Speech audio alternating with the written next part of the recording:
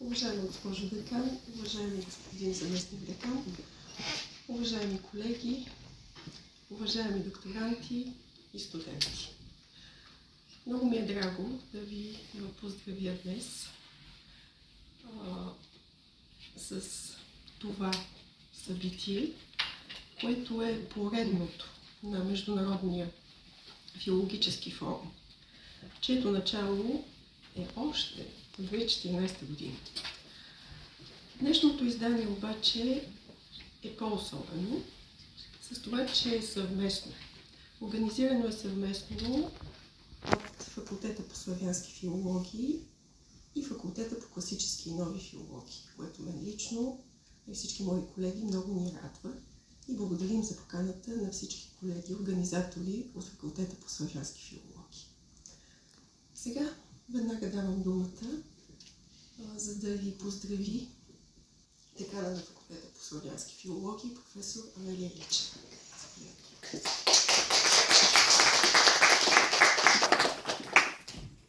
Здравейте от мен. Аз ще започна с това, което каза и доктор Филипова. Изключително много се радвам, че този форум тази година е съвместен, защото винаги съм смятала, че е изключително важно двата филологически факултета да работим много по-активно заедно, защото приликите между нас и интересите ни са много по-близки, отколкото по някой път изглежда. Така че надявам се от тук нататък този форум да работи така. То си личи и по програмата.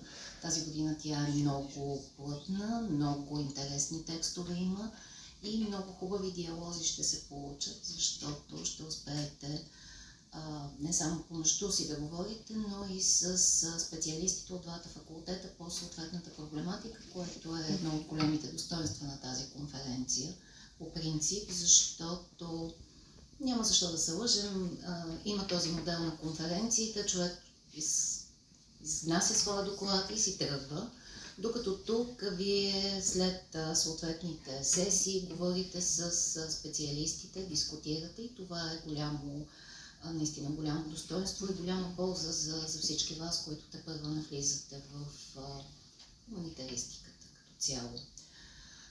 Много е хубава темата тази година и много актуална, защото разбира се за мълчанието, за недоизказаностите е писано и говорено изключително много.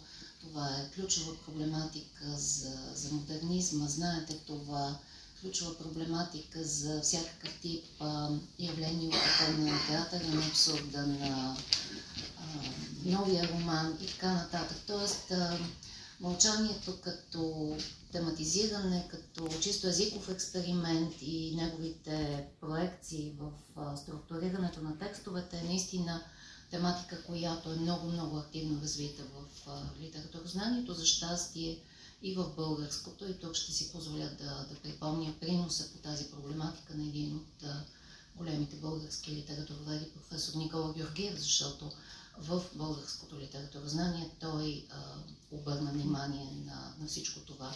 Но като мислех за темата днес си казах, че има и нещо, което я прави много актуално с оглед на съвременното развитие на литературата.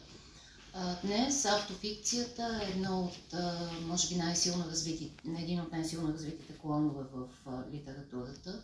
И точно автофикцията е свързана с този тип мълчание и казване и проекциите на това мълчание в структурирането на много текстове, които са ключови за днешната литература. Да спомена само Ани Ерно или, да кажем, Георги Господинов с последния му роман.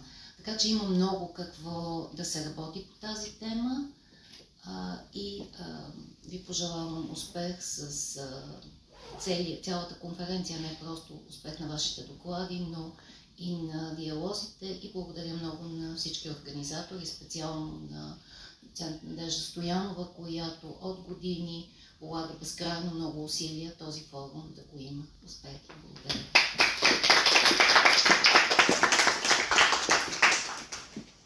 Благодаря ви много, професор Личева. А сега давам думата на професор Петър Молов, заместник декан на Факултета по класически и нови филологии. Благодаря.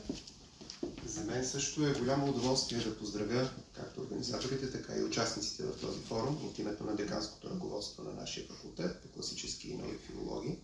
Професор Личева много добре обясни защо темата е интересна и актуална, така че аз няма да се спирам на това, то е безспорно.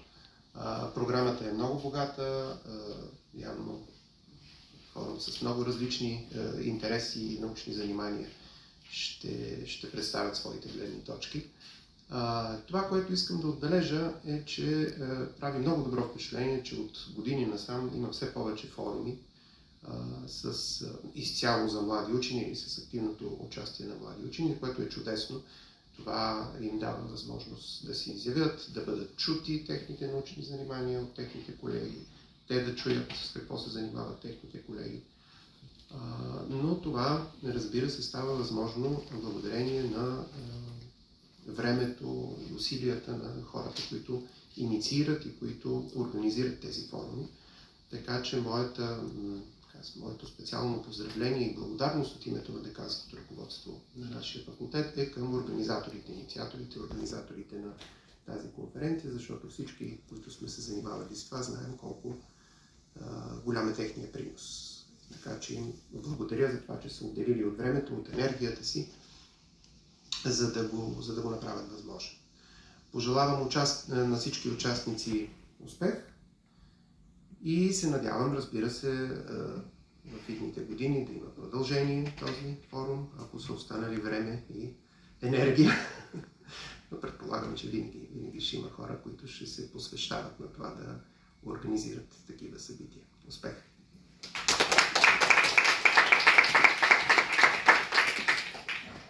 Благодаря ви много, професор Милов. Аз също благодаря изключително много на всички организатори и най-вече на главният организатор, доцент Надежда Стоянова, която наистина не пести време и енергия за това. Тези събития, научните форуми за младите изследователи, особено за студентите, особено от по-ниските курсове, според мен са изключително важни. Защото в посвещаването на научната дейност е много важна, изключително важна и може би всъщност най-важна първата стъпка. И аз ви желая на всички вас, вероятно немалко сред вас за първи път днес ще представят и утре научен доклад пред подобна публика, а не пред колегите си в учебната аудитория. Пожелавам ви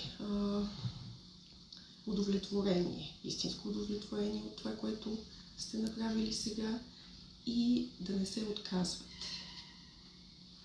Въпреки всички трудности, които сте срещнали до тук и които, уверявам ви, ще срещнете и нататък.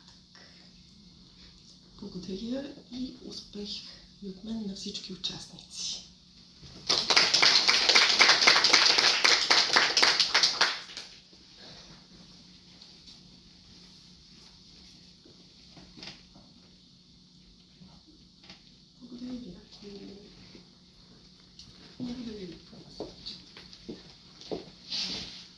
Сега предлагам просто да започнем по програмата и с първото заседание.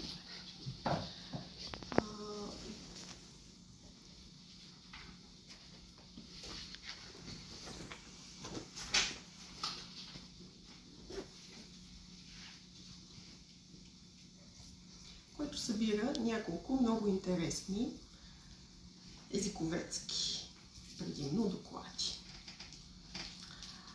Особено любопитен за мен е този, с който откриваме целият форум.